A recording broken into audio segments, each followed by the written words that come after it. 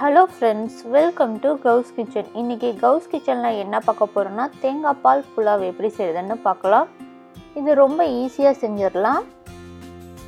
பாஸ்மதி அரிசி 2 கப் எடுத்திருக்கேன். தண்ணியில் நல்லா 2 டைம் கழுவிட்டு வந்துடுறேன். இப்போ தண்ணியெல்லாம் நல்லா வடிச்சிட்டேன். அதில் நான் 2 கப் தேங்காய் பால் ஊற்றிக்கிறேன். தேங்காய் பால் அரிசியோடு ஊறும்போது ரொம்ப டேஸ்ட்டாகவும் வரும். தேங்காய் பாலில் நல்லா அரிசி ஊறிக்கும்.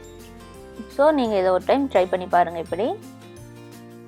இப்போ தாளிக்க ஸ்டார்ட் பண்ணிடலாம். அதுக்காக ஒரு 3 டீஸ்பூன் எண்ணெய் சேர்த்துருக்கேன். எண்ணெய் காஞ்சக்கப்புறம் 2 பிரியாணி இலை, 1 நட்சத்திரப்பூ, கிராம்பு 3, பட்டை 2, ஏலக்காய் 2 சேர்த்துக்கிறேன். 2 நிமிஷம் அப்படியே இருக்கட்டும். ஒரு பெரிய வெங்காயத்தை நீளமாக கட் பண்ணி வச்சுருக்கேன், அதை சேர்த்துக்கிறேன். காரத்துக்காக 4 பச்சை மிளகா சேர்த்துக்கிறேன். நம்ம 2 கப் ரைஸ் எடுத்துருக்கோம், அதனால் நான் 4 பச்சை மிளகா எடுத்துருக்கேன். 1 கப் ரைஸ்னால் 2 எடுத்துக்கோங்க. இந்த காரம் கரெக்டாக இருக்கும். அது கூட ஒரு 50 கிராம் முந்திரி பருப்பு சேர்த்துக்கிறேன். புலாவில் முந்திரி பருப்பு இருந்தால் ரொம்ப டேஸ்ட்டாக இருக்கும். அது கூட 1 டீஸ்பூன் இஞ்சி பூண்டு பேஸ்ட் சேர்த்துக்கிறேன். நல்லா ஒரு டைம் கலந்து கொடுத்துட்றேன். அது கூட 1/2 கப் அளவுக்கு ஃப்ரெஷ் பட்டாணி சேர்த்துக்கிறேன். உங்களுக்கு காஞ்ச பட்டாணின்னா ஒரு 8 மணி நேரம் ஊற வச்சு சேர்த்துக்குங்க. ஒரு 2 நிமிஷம் நல்லா வேகட்டும். இப்போ அரிசியை சேர்த்துக்கிறேன். நம்ம ஊற வச்சுருந்தோம்ல, அதை அப்படியே சேர்த்துக்கிறேன்.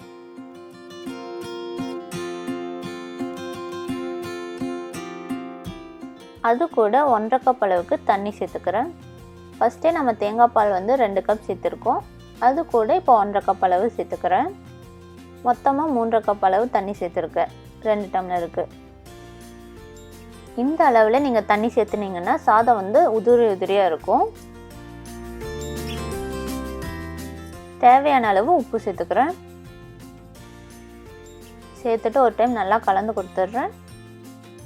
நல்லா கொதி வரட்டும்.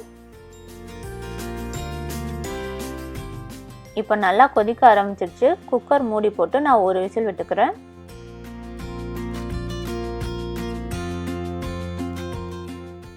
இப்போ 20 நிமிஷம் போல் ஆச்சு. ஏரெல்லாம் நல்லா போயிடுச்சு. குக்கரை நான் ஓப்பன் பண்ணுறேன்.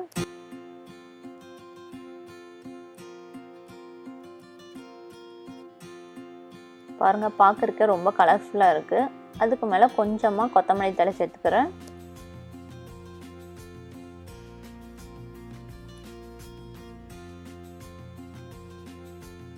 ஒரு டைம் நல்லா கலந்து கொடுத்துட்றேன்.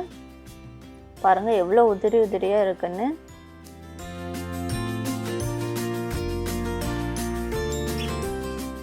அவ்வளோதாங்க, நம்ம தேங்காய் பால் புலாவ் ரெடி ஆயிடுச்சு.